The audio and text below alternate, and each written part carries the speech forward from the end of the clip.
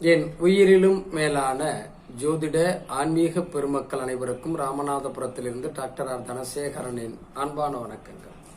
உலகெங்கும் இருந்து இந்த வள்ளிடி ஜோதிடம் யூடியூப்பை பார்த்து கொண்டிருக்கக்கூடிய என் இனிய தமிழஞ்சங்களே, உங்கள் அனைவருடைய இல்லங்களிலும் மகிழ்ச்சியும் சந்தோஷமும் பெருகட்டும், அன்பும் ஆனந்தமும் நிலைத்திருக்கட்டும். இந்த அற்புதமான தருணத்துல நம்ம என்ன பார்க்க போறோம்னா, இப்ப இந்த கேட்கக்கூடிய கேள்விகள் எல்லாமே நிறைய யூடியூப்ல இருந்து இந்த மாதிரி வருதுன்னு சொல்லி சொல்றதுனால இதுக்காகவே இந்த மாதிரி ஒரு வீடியோ போட வேண்டிய சூழ்நிலைக்கு நான் தள்ளப்பட்டிருக்கேன்.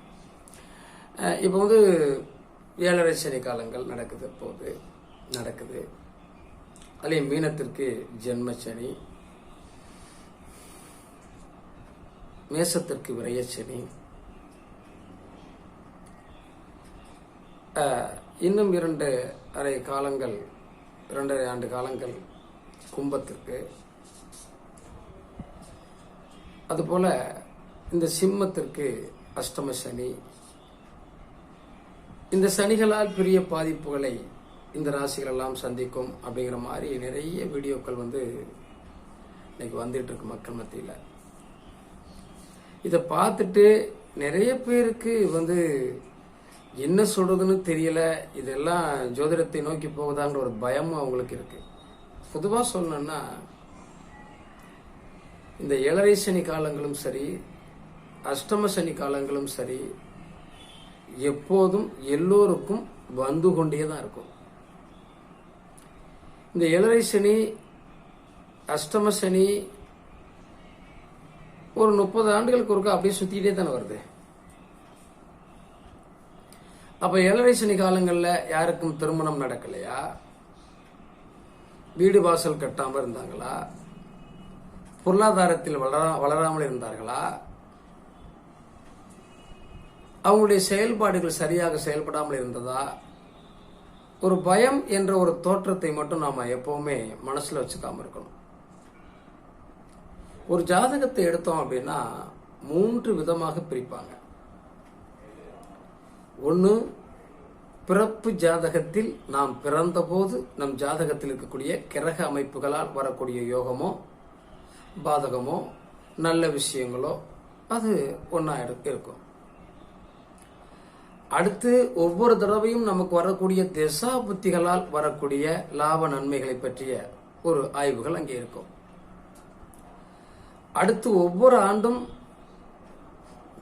கிரகங்கள் கோச்சார ரீதியாக போகுது இல்லையா, அது பற்றிய ஒரு விஷயமும் அங்கே இருக்கும். இதையெல்லாம் வச்சுதான் நம்ம இந்த ஜாதகத்தை கணிப்பாங்க. இதுல நாம் பிறக்கும் போது கிரகங்கள் எந்த நிலையில் அமைந்து விடுகிறதோ அப்போதே நம்முடைய பிறப்பு குறிக்கப்பட்டிருக்கு. நாம் இதை அனுபவிக்க போகிறோம், இந்த செயல்பாட்டை திட்டமிட போகிறோம், நம் வாழ்க்கையில் இதெல்லாம் நடக்கப் போகிறது அப்படின்னு. இப்போ இந்த திசா புத்திகள் எப்படி இருக்கிறது, அதை தொட்டுதான் நம்முடைய ரூட் போயிட்டு இருக்கும். நான் அடிக்கடி சொல்றது உண்டு, பிறக்கும் போது கிரக அமைப்புகள் எப்படி இருக்கிறதோ அது நல்ல ஜாதகம், யோக ஜாதகம், பாவ ஜாதகம் எப்படின்னு ஒன்று எடுப்பாங்க இல்லையா, அது எப்படின்னாலும் இருந்துட்டு போட்டோம். கோச்சாரம் ஒரு கிரக நிலையை இருப்போம், அது ஒவ்வொரு ரூட்டா ஒரு ஊரா நின்று போகும். ஒரு ஊர்ல பசுமையான காத்தடிக்கும், குளிர்ச்சியா இருக்கும், மழை பெய்யும், அந்த ஏரியாவே கொலுன்னு இருக்கும், பார்க்க ரசிக்க இனிமையா இருக்கும். ஒரு ஏரியாவுக்கு போயிட்டோன்னா கடுமையான வெயில் அடிக்கும், தாகம் எடுக்கும், அப்பாடா எவ்வளவு பெரிய வெயிலுப்பா, நிக்க முடியல, காத்தே இல்லை அப்படின்னு சொல்லுவோம். இன்னொரு பகுதிக்கு போனோம் அப்படின்னா பயங்கரமான காத்தடிக்கும், மண்ணெல்லாம் அள்ளி நம்ம மேலே போடும், வண்டி ஓட்ட முடியாது, பயணிக்க முடியாத ஒரு சூழ்நிலை இருக்கும். அதெல்லாம் அப்பப்ப வேடந்தாங்கல் பறவை மாதிரி வந்துட்டு போகக்கூடிய விஷயங்கள் தான். இந்த திசை புத்தி அப்படின்னு ஒன்று இருக்குல்ல, இந்த திசா புத்திகள் தான் ஒரு மனிதனுடைய வாழ்க்கையில என்ன நடக்க போகிறது அப்படிங்கறத தீர்மானிக்க போகுது. நீங்க எந்த ராசி நட்சத்திரம் லக்னமாக இருந்தாலும், நான் இதை சொல்லும்போது கூட பல தடவை பல நேரங்களில் மீட்டிங்கில் பேசும்போது இதை கேட்டிருக்கேன். அந்த கேள்வியாவே ஒரு ஊருக்கு பயணம் போகணும்னா கார் முக்கியமா, அதை ஓட்டிட்டு போறதுக்கு இருக்கக்கூடிய ஒரு டிரைவர் முக்கியமா, ரோடு முக்கியமா? இதற்கான பதில் ரொம்ப பேர்கிட்ட வித்தியாசமா வந்தாலும் கூட நாம் பயணிக்கக்கூடிய ரோடு தான் முக்கியம். அப்ப திசாபுத்திகள் சரியாக இருக்கிற போது கோச்சாரமோ பிரப்பு ஜாதகமோ பாதிப்பை தரப்போவதில்லை. கோச்சாரங்கள் திசாபுத்திகள் சரியில்லாத போதுதான் கோச்சார நிலைகளும் நமக்கு பாதிப்பை தருகிறது. இப்போ எனக்கு குரு 5ல் இருந்தாரு, 9ல் இருந்தாரு, பலமா இருந்தாரு சொல்றவங்களாம் இருப்பாங்க. அப்ப அவங்களுக்கு எதுவுமே நடந்திருக்காது. அப்ப என்ன ஆச்சுங்க? கோச்சாரத்தை விட திசாபுத்தி கடுமையாக அவருக்கு பாதிப்பை தந்திருக்கிறது. சில பேருக்கு கடுமையான கோச்சாரமா இருக்கு. குரு போய் 8ல் முடிஞ்சாரு, சனி போய் 7ரை சனியா இருக்காரு, அது 8ஆம் சனியா இருக்காரு. ஆனா அவர் இடம் வாங்குறாரு, சொத்து வாங்குறாரு, நிறைய பண்ணிட்டு இருக்காரு. அப்ப என்ன நடக்குதுங்க? திசாபுத்திகள் நன்றாக வேலை செய்து கொண்டிருக்கிறது. 70-80% திசாபுத்தி சிறப்பா போயிட்டு இருக்கு. இதனுடைய கடுமையோ தாக்குதலோ பாதிப்போ அவருக்கு ஒரு பெருசா ஒன்றும் தரல. ஆக நம் பிறப்பு ஜாதகத்துல திசையும் புக்தியும் பலமாக இருக்கிற போது ஒரு பாதிப்பையும் தராது என்ற ஒரு நம்பிக்கை நமக்கு வேண்டும். இப்போ மேச ராசி 12ல் சனி வந்துட்டார். இதை நிறைய பேர் பார்த்துட்டு ஐயோ எனக்கு 12ஆம் இடத்துல சனி வந்துட்டார், 7ரை சனி ஆரம்பிச்சிருச்சாமல, இந்த பதட்டத்திலேயே பாதி விஷயங்கள் பாதிக்கப்படுது. உங்களுக்கு மேசத்துல 12ஆம் இடத்துல மீனத்துல குரு வந்துட்டார், விரைய சனி, ஒண்ணுமே பயம் இல்லை. உங்கள் ஜாதகத்தில் குரு பகவான் கடகத்தில் விருச்சிகத்தில் கன்னியிலிருந்து பார்வை செய்தால் இந்த பாதிப்பு பெரிய பாதிப்பை தராது. இந்த சின்மத்தை பொறுத்தளவுல சனிக்கு சூரியனுக்கு பகை. சூரியனுடைய மகன் தான் சனி, அப்படிதானே சொல்றோம். அங்கே குருவினுடைய பார்வை படுகிற போது அந்த கடுமையும் தாக்கமும் குறைந்து விடுகிறது. அஷ்டமத்திலே சனி இருந்தாலும் சிம்மத்திற்கு மேசத்திற்கு 5ஆம் இடம் ஒன்று இருக்குல்ல, மேசத்திற்கு சூரியனுடைய திசையோ குருவோட திசையோ நடக்கிற போது இந்த விரைய சனிகள் மேசத்திற்கு பெரிய பாதிப்பை தரப்போவதில்லை அப்படிங்கறத நம்ம உறுதி பண்ணிக்கணும். அந்த கிரகங்கள் பலமாக இருக்கிற போது சிம்ம ராசியை பொறுத்தளவுல சனி 8ல் இருந்தாலும் கூட இந்த சிம்மத்திற்கு 12ஆம் இடத்துல கடகத்துல குருவோ விருச்சிகத்தில் குருவோ இருந்து மீனத்தை பார்வை செய்கிற போது இந்த அஷ்டம சனி பெரிய பாதிப்பை தரப்போறதில்லை. அல்லது இந்த சிம்மத்திற்கு செவ்வாய் திசையோ 9ஆம் இடத்த அதிபதி செவ்வாயுடைய திசையோ குருவோட திசையோ நடந்து கொண்டிருந்தால் இந்த காலகட்டம் அவங்களுக்கு ஒரு பெரிய பாதிப்பை தரப்போறதில்லை, அவர் பலமா இருக்கிற பட்சத்துல. கும்பத்திற்கு அவர் கும்ப ராசியினுடைய அதிபதி தானே, அவர் 2ஆம் இடத்துல தானே போயிருக்காரு, அதனால ஒரு பெரிய பாதிப்பு அவங்களுக்கு தரப்போறதில்லை.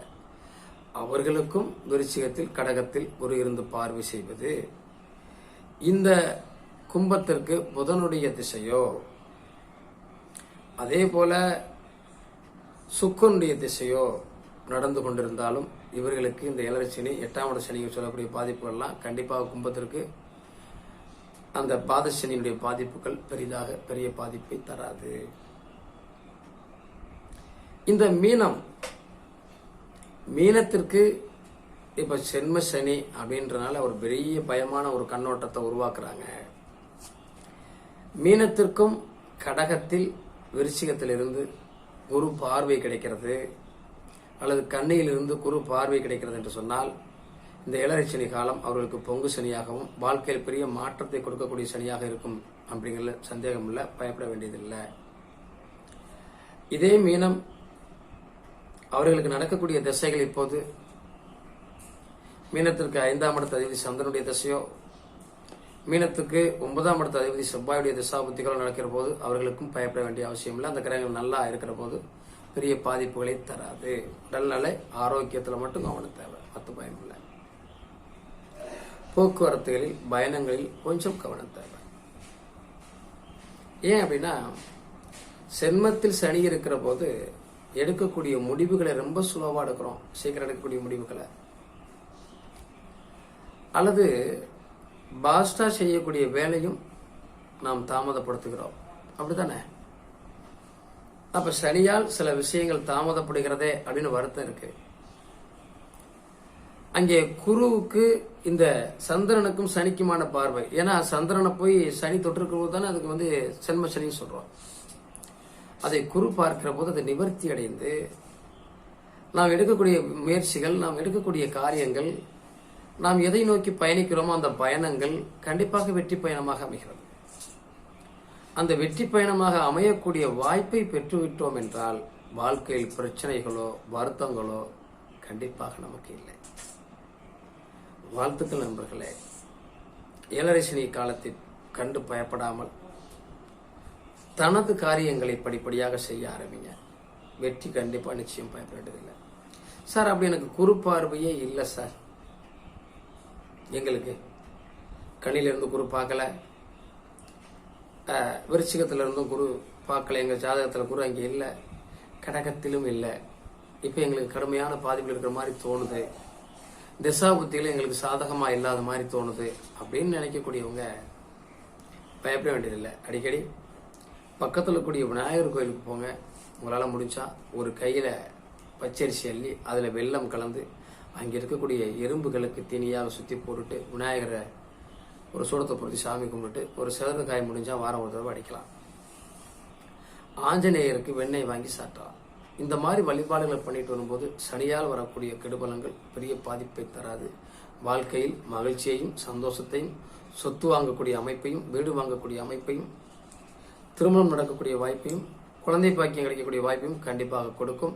வாழ்த்துக்கள். வாழ்க வளமுடன். நன்றி.